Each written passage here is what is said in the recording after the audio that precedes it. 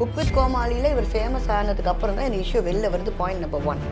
இன்னொன்று, லீகலாக டிவோர்ஸ் ஆகாத ஒருத்தர் புருஷன்னு சொல்கிறது தப்பு. இது தவறு இல்லையா? இன்னொரு பொண்ணு வாழ்க்கையை நீங்கள் போய் கெடுக்குறீங்க. அது தோணாதா? எப்படி எல்லாரும் ஜாய் கிறிஸ்டல் பாவம் பார்க்குறாங்கன்னு எனக்கு உண்மையிலே புரியும். அவங்க பியூர்லி வந்து மணி மைண்டடாக தான் இருக்காங்க. அதுவும் இன்னொன்று அவருடைய பேரை கெடுக்கணுன்றதுக்காக தான் அப்படி பண்ணுறாங்கன்னு சொல்ல வரீங்களா? அவர் பேரை கெடுக்கணுன்றதுக்காக கிடையாது, ஃபார் மணி. இவர் பயந்து போய் இமேஜுக்காக இவங்க சொல்கிற அமௌண்ட்டுக்கு ஒத்துக்குவாங்கன்னு நினைக்கிறேன். நீங்கள் ஜாய் கிறிஸ்டல் மேலேயே இப்படி குறை சொல்கிறீங்களே, ஏன் அவரை ரங்கராஜன் சாருக்கு தெரியாதா? மாதம்பட்டி ரங்கராஜன் சார், நமக்கு ஒரு ஒய்ஃப் இருக்குது, 2 குழந்தைங்க இருக்குது, நம்ம ஏன் இன்னொரு பொண்ணை போய் தேனா? ஏன் அவருக்கு தோணலையா? நான் ஒன்று சொல்லட்டுமா? ஊசி இடம் கொடுத்தா தாங்க நூல் போகும். சுற்றி பக்கமே போகாம இங்கே குடும்பம் நடத்தினாருன்றாங்க. அவங்க வந்து பர்த்டேக்கு பட்டாசுலாம் வெடிக்கிறாங்க, போகிறாங்க, பூ கொடுக்குறாரு, கொள்றாரு, எல்லாமே தான் சோஷியல் மீடியாவில் வந்திருக்கு. அப்படி இருந்த ஒருத்தர் உங்களை வெறுக்கிறதுக்கு என்ன காரணம்?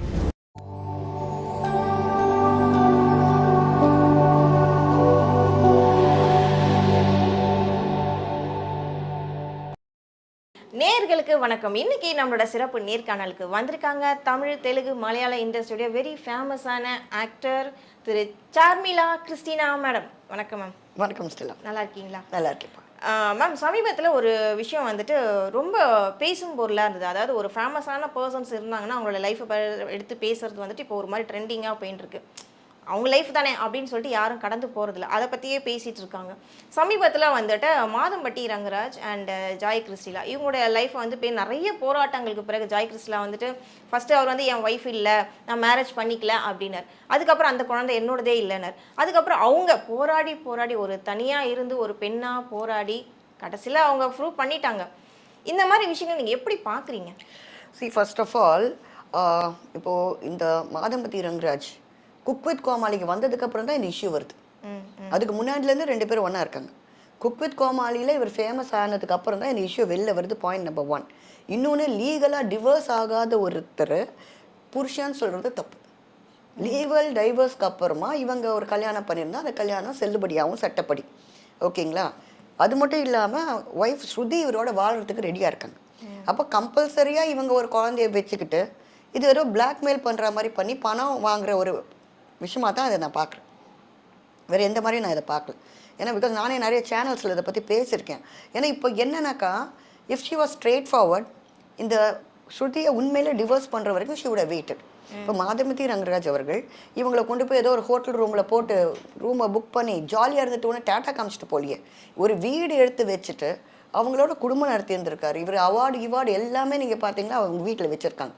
ஸோ ஒரு ஒய்ஃப் மாதிரி தான் ட்ரீட் பண்ணிட்டு இருந்திருக்கார். இதுக்கு மேலேயும் இந்த லைம் லைட்டில் கொண்டு வர வேண்டிய அவசியம் எதுக்கு ஜாய் கிறிஸ்டல் கிட்ட? ஒரு அவங்க சொல்கிறாங்க, அவங்க எங்கள் அவங்க அம்மாவெல்லாம் போய் பார்த்தேன், அடிச்சாரு, அது மாதிரிலாம் நிறைய விஷயங்கள் அவங்க போட்டிருந்தாங்களே.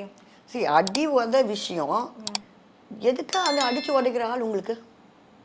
அண்ட் ஃபர்ஸ்ட் ஆஃப் ஆல் நான் ஒன்று சொல்கிறேன், ஜாய் கிறிஸ்டல் தான் இஸ் நாட் த திங். இவங்க ஃபர்ஸ்ட் ஹஸ்பண்ட், மாதம்பட்டி வந்து ஃபர்ஸ்ட் ஹஸ்பண்ட் கிடையாது அவங்க. ஆமாம். இப்போ கல்யாணம் ஆகாத ஒரு பொண்ணாக இருந்தால் நான் வந்து அவங்களுக்கு ஹெல்ப் பண்ணேன். கண்டிப்பாக I will support Joy Crizildaa தான். But she is already married, ஒரு வளர்கிற பையன் வீட்டில் இருக்கு. ஆமாம்.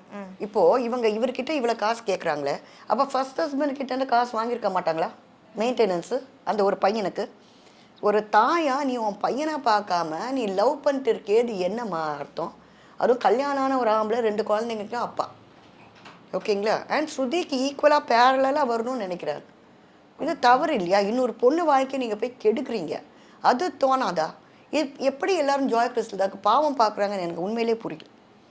ஏன்னா ஃபார் எக்ஸாம்பிள் ஸ்ருதி வந்து கூடவே இருந்து குடும்பம் நடத்தின ஒரு ஆள். அதாவது மாதம்பட்டி ஃபேமஸ் ஆகிறதுக்கு முன்னாடியிலேருந்தே அவங்க கல்யாணம் பண்ணி 2 குழந்தைங்களை பெற்றாங்க. இப்போ ரீசெண்டாக குக் வித் கோமாளியில் தான் அவர் ஃபேமஸ் ஆனார். இதுக்கு முன்னாடி ஜோக்கர் படம் பண்ணியிருக்காங்க, கொண்டிருக்காங்க. பட் அந்த அளவுக்கு கிரேட்டாக இல்லை. மூவிஸ் விஷயத்தில் அவங்க அவ்வளோ பெரிய ஹீரோவாக வரல. பட் குக் வித் கோமாளியில் he become very very famous. இந்த ஃபேமஸ் ஆனதுக்கப்புறம் தான் இவங்க வராங்க இன்டு த லைம் லைட். இதுவே இவர் சாதாரணமான ஒரு குக்காக இருந்து ஒரு ஷெஃப்பாக இருந்திருந்தால் இவங்க லைம் லைட்டுக்கு வருவாங்களா? ஏன் ஒரு சினிமாலாம் பண்ணும்போது இது வெளில வந்து சொல்லியிருக்கலாமே. இவ்வளோ நாள் சைலண்ட்டாக இருந்த ஜாய் கிறிஸ்டல் தான் இவர் பாப்புலாரிட்டி ஹார்ம் பண்ணுற மாதிரி நேராக அங்கே போயிருக்காங்க. எங்கள் ஸ்டுடியோக்கே போயிருக்காங்க. ஸ்டுடியோவுக்கு போயிட்டு பிரச்சனை பண்ணியிருக்காங்க. அதுக்கப்புறம் குக் வித் கோமாளியில் இவர் வெளியேற ஒரு விஷயத்தை கொண்டாந்து விட்டுருக்காங்க. என்றைக்குமே ஒரு லவ்னா நம்ம லவ் பண்ணுறவர் தலை குனியக்கூடாதுன்னு தான் எல்லாம் நினைப்பாங்க. புரியுதுங்களா? அப்போ அதுவே இல்லையே அவங்க கிட்ட. அப்படி இருக்கும்போது இது எப்படி லவ்னு ஏற்றுக்க முடியும்? This is totally for property. இல்லை இவங்க சொல்கிறாங்க அவங்க அம்மாலாம் பார்த்துருக்காங்கன்னு, அவர் வீட்டில் போய் இந்த விஷயத்த முடிச்சுக்கிட்டுமே. ஏம்மா நான் உங்கள் வீட்டுக்கு வந்திருக்கேன், அவங்க அம்மா அப்பாவை பார்த்து பேசலாம். மாதம்பதி என்னை கூட்டிகிட்டு வந்திருக்காரு வீட்டுக்கு, நீங்களாம் கூட எங்கள் உறவை ஒத்துக்கிட்டீங்க, இப்போ ஃபோன் எடுக்க மாட்டேங்கிறார், வர மாட்டேங்கிறார், பேச மாட்டேங்கிறார். கூடவே இருந்து பார்த்துட்டு இருந்த ஒரு நபர் திடீர்னு உங்கள் ஃபோனை கூட எடுக்காமல் போனீங்கன்னா நீங்கள் என்ன தப்பு பண்ணீங்க? அது ஒரு விஷயம் இருக்குல்ல. அண்ட் லைக் நீங்கள் பார்த்தீங்கன்னா அவங்க போடுற புகைப்படங்கள் நிறைய நிறைய ஹீரோஸோட நிறைய பேரோட ரொம்ப க்ளோஸாக இருந்து தான் அவங்க ஃபோட்டோ போடுறாங்க. ஏன்னா அவங்க ப்ரொஃபஷனல் என்னன்னு அவங்க சொல்லியிருக்காங்க, நான் காஸ்டியூம் டிசைனர்னு சொல்லியிருக்காங்க. ஸோ அப்போ அவங்களோட ஒர்க்கு தான் அவங்க ப்ரொஜெக்ட் பண்ணுறாங்க. இல்லை பட் ரொம்ப க்ளோஸாக ஸ்னாப்ஸ் போட்டுட்ருக்காங்களே, ஒரு டிஸ்டன்ஸாக இல்லை. இப்போ நான் கூட தான் ஒர்க் பண்ணுறேன் நிறைய ஹீரோஸோட, நிறைய ஆர்டிஸ்டோட நானும் தான் ஒர்க் பண்ணியிருக்கேன். இப்போ என் ஹீரோன்றனால கட்டி பிடிச்சி நிற்கலையே. இப்போ நானும் தான் பிரசாந்தோட போய் ஃபோட்டோ எடுத்தேன் இந்த ஜாய் வெல்கர்ஸ். நான் அதுக்காக அவர் கையை பிடிச்சிக்கிட்டு அவர் மேலே சாஞ்சிக்கிட்டு இப்படியெல்லாம் போஸ்ட் கொடுக்கலையே. சினிமா ஷூட்டிங் போது கொடுத்தோம், அவ்வளோதான். Your costume designer be up to the mark. இப்போ அது மட்டும் இல்லை, மாதம்பதி ரங்கராஜ் என்னோட குழந்தைக்கு அப்பா இல்லைன்னு எங்கேயுமே சொல்லலை.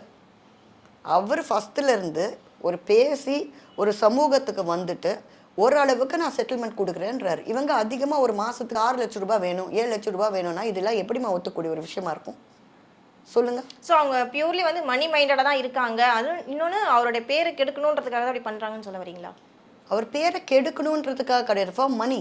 இவர் பயந்து போய் இமேஜுக்காக இவங்க சொல்கிற அமௌண்ட்டுக்கு ஒத்துக்குவாங்கன்னு நினைக்கிறேன். இது ஃபேமிலி டு ஃபேமிலி ஈஸியாக பேசக்கூடிய விஷயம். ஜாய் கிறிஸ்டல் தான் அம்மாவுக்கு இவரை தெரியும்னு சொல்கிறாங்க, பையன் வந்து அப்பான்னு கூப்பிடுவான்னு சொல்கிறாங்க. அப்படி இருக்கும்போது இவங்க அம்மா கூப்பிட்டு வச்சு பேசலாமே இவரை? இல்லை, இவங்க நேராக போய் அவங்க வீட்டில் உட்கார வேண்டியது தானே. இப்போது ஆக்டர் ஸ்ரீகாந்த், நடிகர் ஸ்ரீகாந்த் ஃபஸ்ட்டு லவ் பண்ணார். ஆமாம், ஓகேங்களா?